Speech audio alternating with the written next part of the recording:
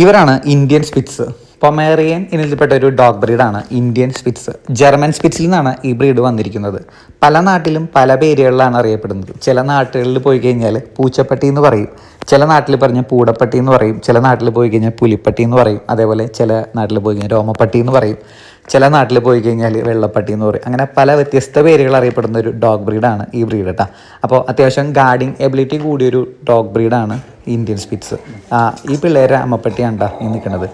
അപ്പോൾ അത്യാവശ്യം ഗാർഡിങ് കണ്ട എന്ത് വന്നു കഴിഞ്ഞാലും അതേപോലെ എന്തെങ്കിലും ശബ്ദം കേട്ടാൽ അതേപോലെ കുരക്കുന്ന ഒരു ഡോഗ് ബ്രീഡാണ് ഇന്ത്യൻ സ്പിറ്റ്സ്.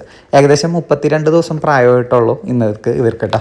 അപ്പോൾ 1980 കാലഘട്ടത്തിൽ അതേപോലെ 1990 കാലഘട്ടത്തിലാണ് ഈ ഡോഗ് കൂടുതലായിട്ട് അറിഞ്ഞു വന്നത്.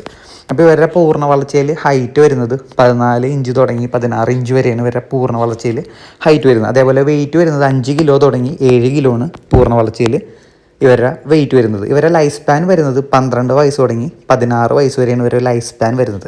ഏകദേശം പൂർണ്ണ വളർച്ചയിൽ ഇതേപോലെ ഇരിക്കും. ആളുടെ അച്ഛനാണ് ഇത്. അപ്പോൾ നമ്മൾ നന്നായിട്ടൊക്കെ നോക്കുകയാണെങ്കിൽ അത്യാവശ്യം പ്രോപ്പർ ഗ്രൂമിങ്ങും കാര്യങ്ങളൊക്കെ കൊടുത്ത് നന്നായിട്ട് കെയർ ചെയ്ത് വരികയാണെങ്കിൽ 18 വയസ്സ് വരെയൊക്കെ ഒരു ഡോഗ് ജീവിച്ചിരിക്കുമെന്നാണ് പഠനം പറയുന്നത്. അപ്പോൾ ഇത്രേ ഉള്ളൂ നമ്മളുടെ പൊമറേനിയൻ ഡോഗിൻ്റെ വിശേഷം. എല്ലാവർക്കും വീഡിയോ ഇഷ്ടപ്പെട്ടു എന്ന് വിചാരിക്കുന്നു. അപ്പോൾ ഇതേപോലെ ഡോഗ് റിലേറ്റഡ് കാര്യങ്ങളൊക്കെ അറിയാൻ നമ്മുടെ പേജ് എല്ലാവരും ഒന്ന് ഫോളോ ചെയ്യുക, സപ്പോർട്ട് ചെയ്യുക. അപ്പോൾ വീണ്ടും അടുത്തൊരു വീഡിയോ ആയിട്ട് കാണാം കേട്ടോ. താങ്ക്